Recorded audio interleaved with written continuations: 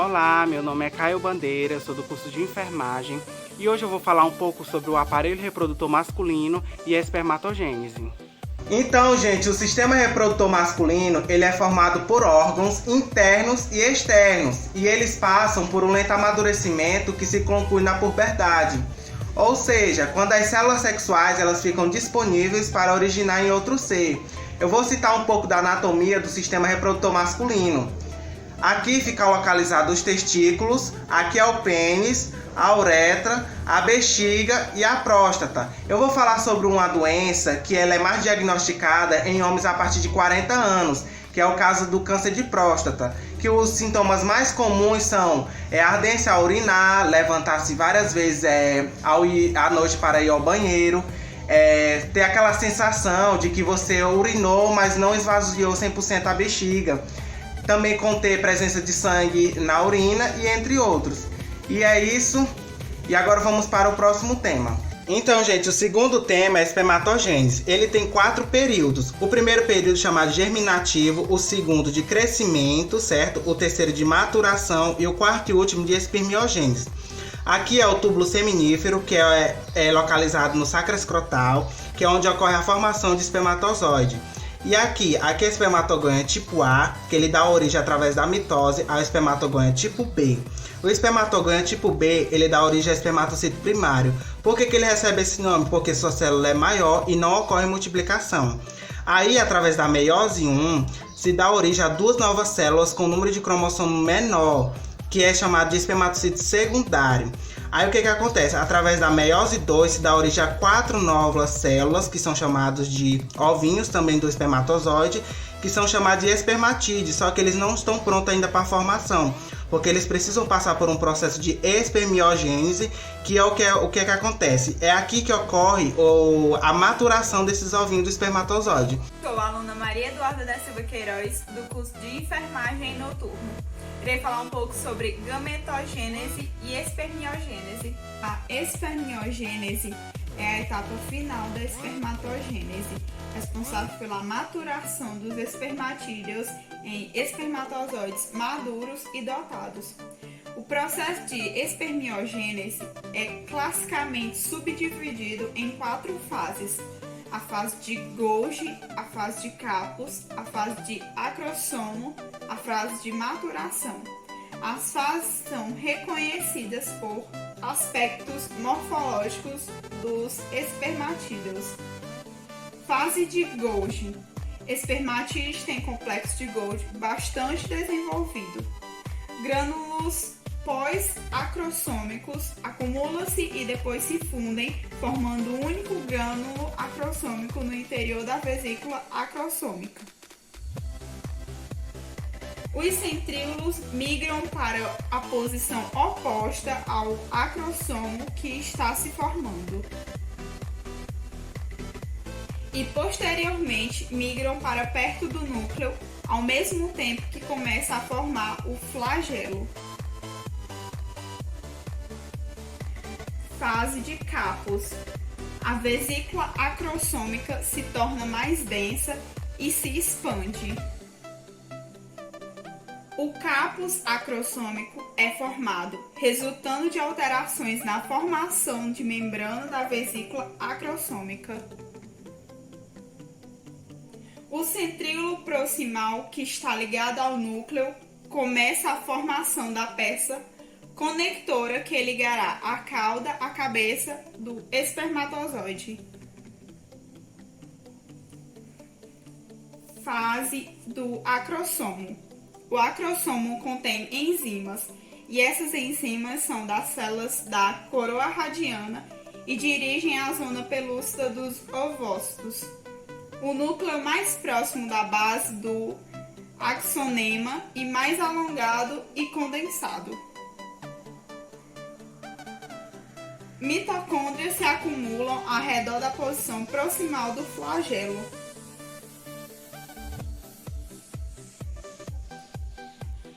Gametogênese é o processo de formação de gametas que ocorre em organismos geralmente dotados de produção sexuada.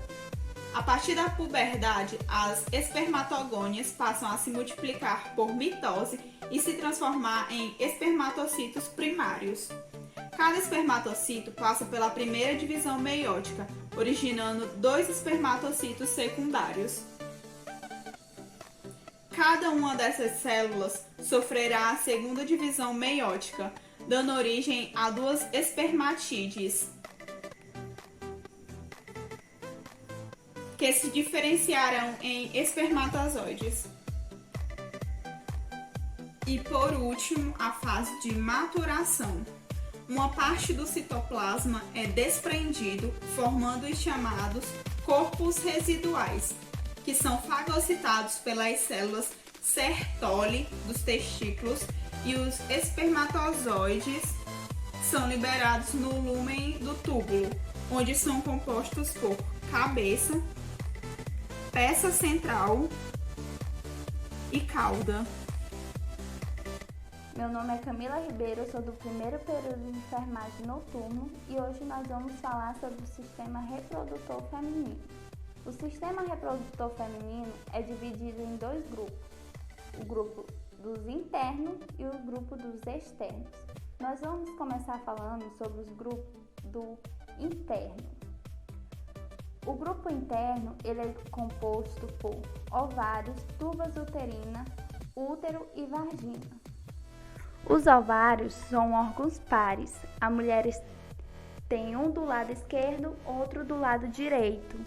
Neles que se desenvolve os oócitos, que são os gametas ou célula germinativa feminina.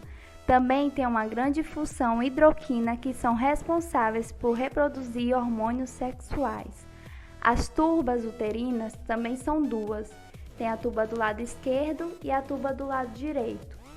Elas que conduzem os oócitos liberados mensalmente pelos ovários até o interior da cavidade uterina. Nas tubas uterinas também ocorre a fertilização em condições normais.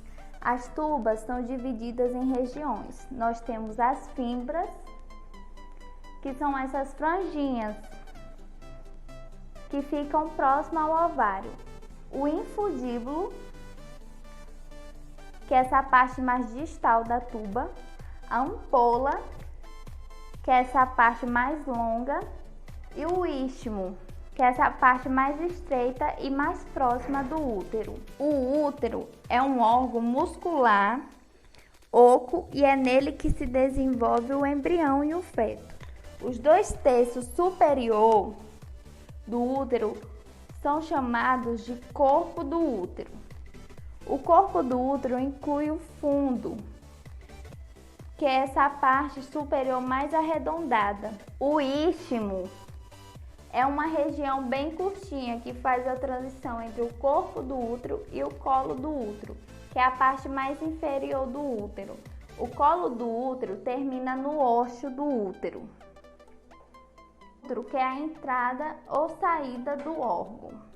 O útero, além de ser dividido em regiões corpo, istmo e colo, o útero é formado por 3 camadas concêntricas. De dentro para fora, ele é formado por endométrio, miométrio e perimétrio. O endométrio é uma camada mucosa interna e que participa do ciclo menstrual, sendo que sua estrutura sofre modificação em cada etapa do ciclo.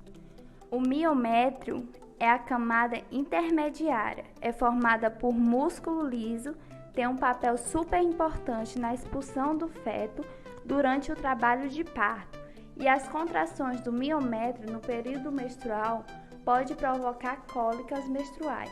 E por último temos o perimétrio, que é uma camada serosa localizada mais externamente. O último órgão interno é a vagina, que é o tubo muscular que se estende do colo do útero até o ósseo da vagina, a abertura da vagina. Já os órgãos externos são chamados de vulva ou pudendo feminino. Fazem parte das estruturas externas o monte do púbis, grandes lábios, pequenos lábios e o clitóris. O monte do púbis é a região que fica localizada à frente a sífise pública, onde existem os pelos pubianos, e nessa região também se concentra uma grande quantidade de tecido adiposo. Os grandes lábios são pregas cutâneas mais laterais e serve de proteção indireta ao ósseo da uretra, para o clitóris e para a vagina. Já os pequenos lábios são pregas mais mediais. Sou a aluna Thaline, do primeiro período de enfermagem, e eu vou falar um pouco sobre o processo da ovulação. Aqui, como a gente pode ver, o aparelho reprodutor feminino. Aqui é onde ficam os ovários. Aqui a gente pode ver melhor. Aqui, basicamente, é onde fica a ovulação, ocorre a ovulação, o ovócito, as células foliculares. Aqui é os vasos sanguíneos e o epitélio germinativo, que é essa parte mais rosada. Bom, a ovulação, ela ocorre ao 14º dias após o início da menstruação, e antes da ovulação acontecer, a parede do folículo incha rapidamente no centro da cápsula folicular, e ela é chamada de estigma, que se projeta como um bico. E através desse estigma passa um líquido do folículo vazando para fora, e em seguida o estigma se rompe por inteiro, fazendo com que permita vazar um líquido mais viscoso que se concentrava na porção central do folículo. E ele é totalmente lançado para fora. Este líquido ele carrega óvulo com células granulosas cercadas ao seu redor, e ela é denominada de coroa radiada. Então, para que a ovulação ocorra, é necessário que se obtenha um pico elevado de hormônio esse luteinizante, que sem esse hormônio, mesmo com alto nível de FSH, que é o hormônio folículo estimulante, ela não progredirá para o estágio de ovulação. Próximo ao dia de ovular, tanto o LH como o FSH têm os seus níveis aumentados rapidamente. O LH ele tem um efeito mais específico nas células granulosas e tecais. E elas são convertidas em células secretoras de progesterona, que fazem com que o nível de secreção de estrogênio comece a cair gradativamente. Com o aumento da progesterona, a teca externa ela libera enzimas que causam a dissolução e o enfraquecimento da parede folicular. E ela resulta ainda na dilatação do folículo e a degradação do estigma.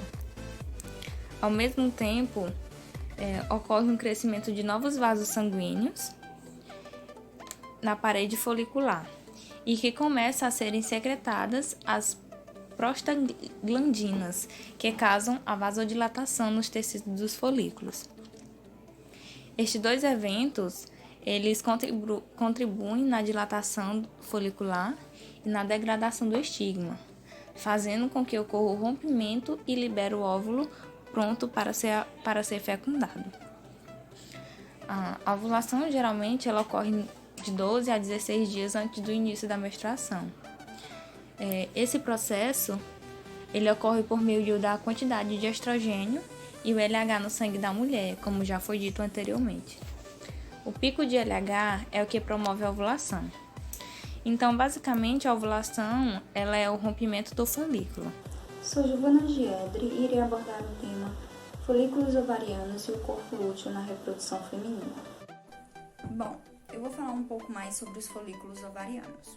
Os folículos ovarianos são encontrados em diversas fases no corpo. E quais são essas fases?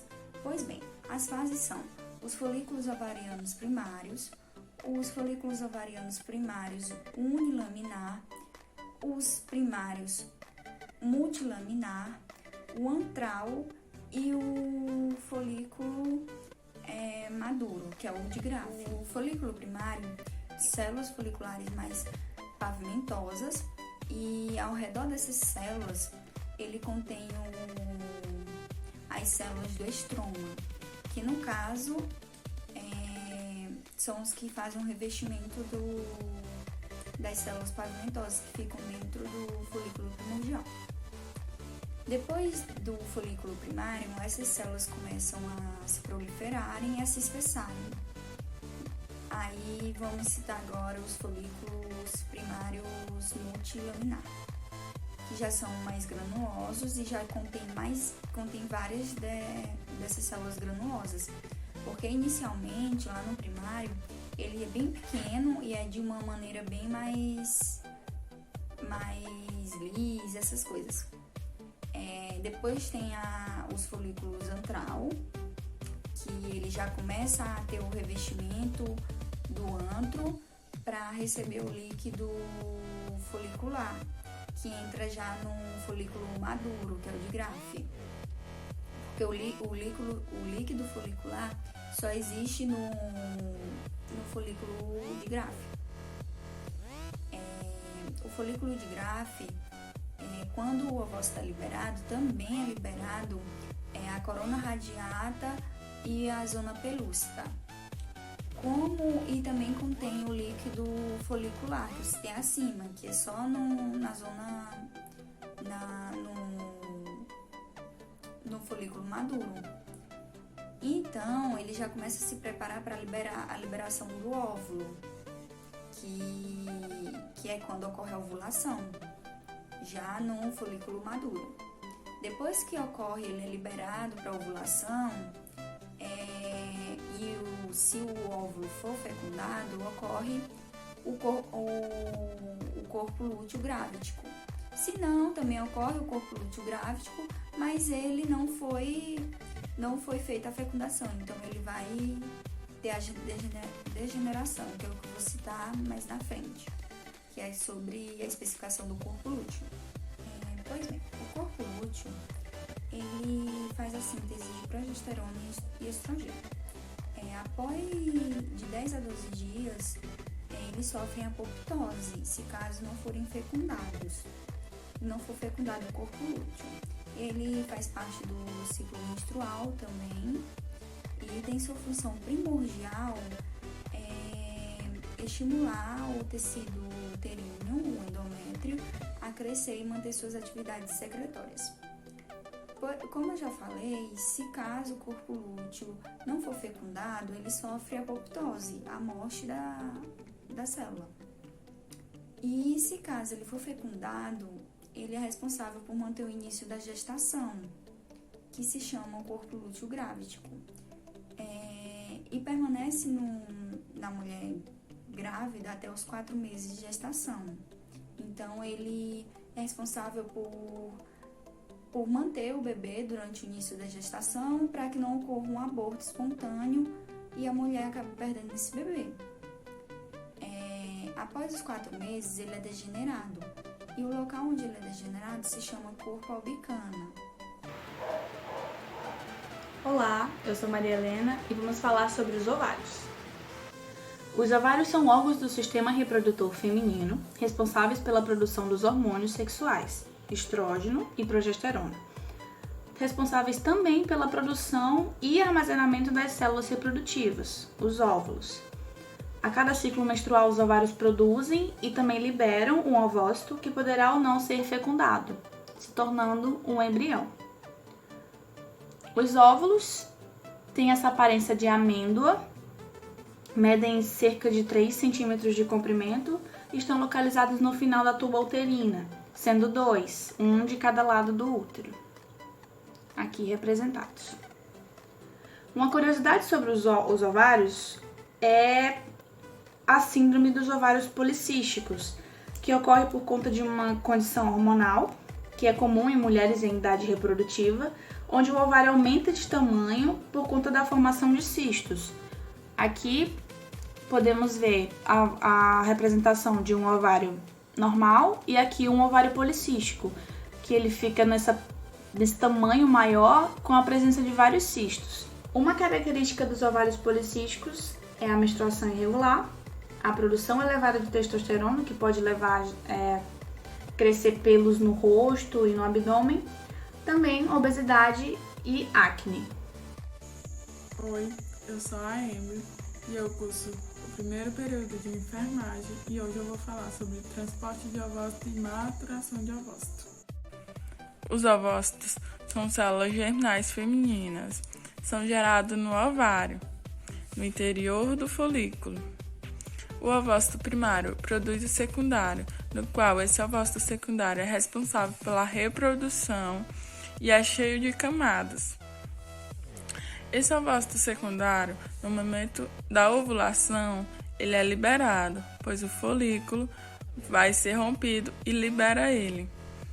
Esse ovócito secundário vem para cá, as fibras uterinas varrem esse ovócito secundário e ele vai parar nas tubas uterinas. Nas tubas uterinas, se esse ovócito for fecundado, ele se encontrar com o espermatozoide, ele vai virar óvulo. Se esse ovócito não for fecundado, ele se degenera entre 24 horas. Sou a aluna Alice, do segundo período de enfermagem. Vou falar um pouco sobre a primeira e a segunda semana do desenvolvimento embrionário. Vou falar sobre os 3 estágios mais importantes da primeira semana do desenvolvimento embrionário. O primeiro é a fecundação. A fecundação é a união de um espermatozoide com um ovócito secundário que ocorre normalmente na ampola da tuba uterina, formando o zigoto. O segundo é a clivagem do zigoto. O que é essa clivagem do zigoto? É a divisão miniótica repetida do zigoto, resultando em um rápido aumento do número de células. Como a gente está vendo aqui, 4 células e 8 células. Depois dessa divisão que ocorre, vem a formação da mórula. O que é a mórula? A mórula é uma fase do desenvolvimento pós-fertilização, quando o óvulo fertilizado, conhecido como zigoto, transita para uma massa composta por cerca de 10 a 30 células.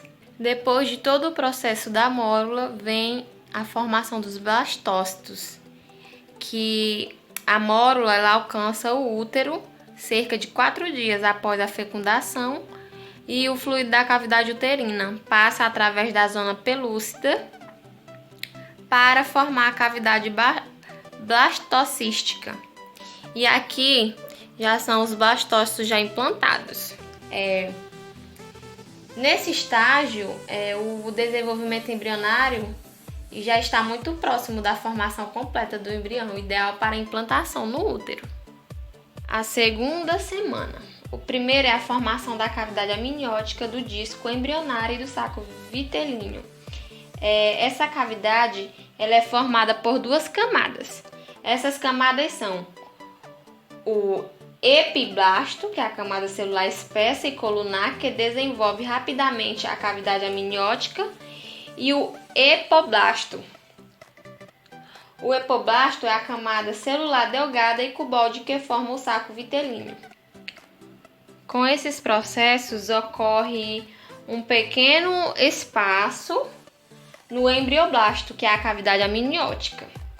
O epiblasto forma o assoalho da cavidade amniótica e o hipoblasto, o teto da cavidade exocelômica. Células do hipoblasto migram para formar a membrana exocelômica que reveste a superfície interna do citofibrosto. Logo em seguida, elas se modificam para formar o saco vitelíneo primitivo.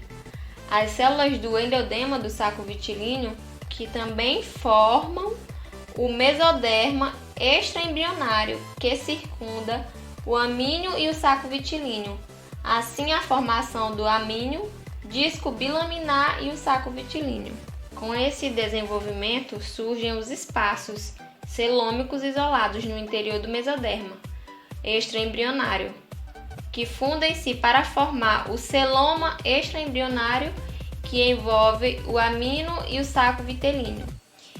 E por segundo é o desenvolvimento do saco coriônico, que ele se divide em 2 camadas, e essas camadas são o mesoderma somático extraembrionário, que é a que reveste o trofoblasto e o amínio, e o mesodérmica esplânico extraembrionário, que envolve o saco vitilíneo, e por último, córion, que é formado pelo mesoderma somático extraembrionário e as 2 camadas do troflobasto. Meu nome é Luana Barros. Eu vou falar sobre a terceira e quarta semana da gestação. A terceira semana da gravidez é a fertilização. Inicia-se quando um espermatozoide penetra o óvulo maduro e termina com a formação do zigoto. O óvulo fertilizado, que resulta da função do núcleo do espermatozoide com o do óvulo, este processo leva cerca de 24 horas. Após a fertilização do óvulo, a célula inicial começa a dividir-se nas primeiras 24 horas. O embrião, ele divide-se em duas células, às 48 horas em 4, às 72 horas em 8, e assim sucessivamente. Com 16 células, o zigoto transforma-se na modular, a mora. Enquanto a divisão celular progride, o embrião deixa a trompa de falopia a caminho do útero, onde penetra 3 a 4 dias após a fertilização. A 4 dias, forma-se uma cavidade com o centro da moruda, onde as células se achatam e compactuam, dando origem ao blastocito. É por volta de 6 dias após a fertilização, o blastocito penetra no útero, onde se implanta. E agora, sobre a quarta semana da gravidez, o embrião mede cerca de 1 ml. As células trofoblásticas do blastocito penetram profundamente e destroem as células do revestimento uterino, criando os largos, estimulando o crescimento de novos capilares e iniciando a formação e desenvolvimento da placenta. Inicia-se a formação do sangue e dos vasos sanguíneos no feto. E uma linha de células aparece na superfície do disco embrionário. Esta linha permite a gênese da ectoderma, mesoderma e endoderma. As partes constituem do corpo do bebê. Que é esse? Sou Laine Oliveira, do segundo período do curso de enfermagem, e vou falar um pouco da quinta e da sexta semana do desenvolvimento embrionário. Aqui está a maquete da quinta semana do desenvolvimento embrionário e da sexta semana do desenvolvimento embrionário. Diferente da quarta semana, a quinta semana, que é onde se inicia o segundo mês de gravidez, a gente pode perceber pequenas modificações no embrião. Porém, há um maior crescimento desproporcional da cabeça em relação ao restante do corpo. Esse crescimento é devido ao rápido crescimento do encéfalo. A gente olhando assim, a gente percebe que o corpo continua sendo maior do que a cabeça, mas isso não quer dizer que a cabeça não cresça mais rápido do que o restante do corpo. Pois se o encéfalo tem um rápido crescimento, consequentemente a cabeça também vai crescer mais rápido. Na quinta semana, a gente pode perceber também que a face está cada vez mais em contato com as preeminências cardíacas. E o embrião está firmemente implantado na parede uterina. E já ocorre também a circulação sanguínea entre a mãe e o bebê. Essa circulação é realizada através de minúsculos vasos sanguíneos. No finalzinho da quinta semana, a gente pode perceber que os membros têm a aparência de nadadeiras ou remos e que o embrião mede aproximadamente meio centímetro e tem a aparência mais de um gerino do que de um bebê. Passando aqui para a sexta semana, a gente pode perceber algumas mudanças em relação à quinta semana. Nesta semana é marcada pelo desenvolvimento do sistema nervoso central. E nesse período também a gente pode perceber alguns movimentos espontâneos do embrião. E a gente percebe também a formação de alguns órgãos, como a orelha, nariz e olhos. E a formação de alguns membros superiores e inferiores. Nesta semana também é marcada pela formação dos pulmões, que só serão devidamente desenvolvidos no finalzinho da gravidez. A gente percebe também uma grande diferença do saco uterino em relação à 5ª semana à 6ª semana. Aqui, na 6ª semana, o saco uterino sofre uma grande regressão bem na região do cordão umbilical, que fica aqui. E a gente pode perceber também que aqui o embrião já tem um formatinho mais de um bebê do que aqui na 5ª semana, que se parece mais com um girino. Eu me chamo Zara Monteiro e vou falar um pouco sobre as mudanças e os principais eventos que acontecem na 7ª e na 8ª semana do desenvolvimento embrionário. Então vamos começar a falar sobre a 7ª semana do desenvolvimento embrionário. Na 7ª semana, o útero ele vai estar bem mais inclinado para frente. A placenta vai estar bem maior e o nosso feto ele vai medir aí aproximadamente 8 milímetros. Ele vai ser comparado com um grão de feijão. Nessa semana vai acontecer constantes transformações. As transformações são a cada minuto. Nessa semana também é marcado por um processo bem importante, que vai ser o desenvolvimento do coração, quando o coração ele já vai possuir as 4 câmaras bem definidas e já vai permitir a realização dos batimentos cardíacos. A gente pode também perceber nessa semana que os olhos eles ainda vão estar bem nas laterais, porém eles já estão começando a se aproximar. Os cotovelos eles já se mexem. A cabeça ainda vai estar bem desproporcional ao restante do corpo, vai estar bem grande ainda, porém ela ainda vai estar inclinada sobre o estômago. Os braços e as pernas, eles já estão presentes, porém eles vão ser comparados com o remo de um barco, porque tanto os dedos dos membros inferiores como os dedos dos membros superiores, eles vão estar grudados, vão estar juntos por uma fina membrana.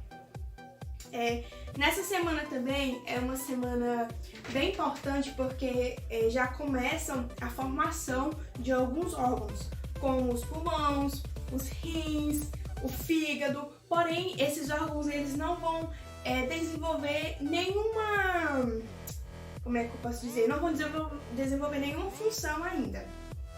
Porém, o fígado, ele já vai começar a produzir aí grandes quantidades de glóbulos vermelhos no sangue, ele vai produzir essas grandes quantidades de glóbulos vermelhos, esperando a medula óssea se formar, para que a medula óssea possa assumir essa função, que é a produção aí de glóbulos vermelhos, né?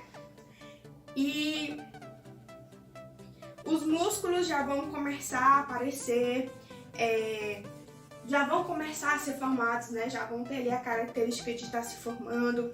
Os ossos também. O feto ele já vai possuir um apêndice bem formado. E o corpo da mulher ele já vai trabalhar bastante para ele fornecer os nutrientes necessários do que o bebê precisa, né? Porque justamente é através desse cordão umbilical que está ligado ao nosso feto que o bebê vai receber da mãe todos os nutrientes que ele precisa, né? Todos os nutrientes necessários. Algo que a gente também vai perceber nessa semana é a questão da pele, que a pele ela ainda vai estar bem fina, a gente consegue até ver os vasos sanguíneos por debaixo dela. Vamos falar agora sobre a 8ª semana do desenvolvimento embrionário. Na 8ª semana, o útero ele já vai começar a crescer para que assim possa acomodar bem o bebê. Aí temos a placenta e a gente vai ter aí o nosso feto medindo cerca de 13 milímetros. Ele vai ser comparado aí como uma jabuticaba. Nessa semana vai começar a desenvolver as características faciais. Os olhos, eles vão estar bem mais próximos, porém as pálpebras vão estar fundidas, porque é isso que não permite que ele abra os olhinhos. Vamos ter aí a formação das aurículas da orelha externa. Vamos ter também aí, ao final dessa semana, tanto o dedo dos pés, o dedo dos membros inferiores, como os dedos dos membros superiores. Eles já vão estar bem maiores e vão estar aí separados. Eles não vão ter aquela membrana que unia eles aqui na 7ª semana. Um processo bem importante também que acontece aqui na 8ª semana é a questão do desenvolvimento dos primeiros passos aí para o sexo do bebê, né? Se for, no caso, menina, vai começar a desenvolver os ovários. E se for menino, vai começar a desenvolver os testículos.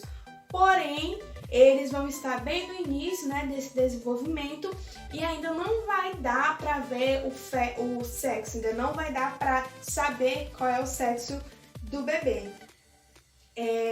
Nessa semana também já vai começar a surgir os dentes já vão começar a surgir, vai começar também o processo da ossificação aqui pelos membros inferiores. Aqui a gente vai ter também o nosso cordão, né, umbilical, porque vai ser ele que vai fornecer os nutrientes necessários para o feto, as vitaminas e tudo que o bebê precisa. Ele que vai transportar, né, da mãe para o bebê através desse cordão umbilical. E aí ele já vai começar aí fazer as transformações constantes, que já vai fazer ali com que ele fique parecendo mais com que ele tenha mais características humanas, né? E é isso que vai acontecer aí no período da 4ª à 8ª semana, que aqui na 8ª semana vai concluir aí o período de organogênese.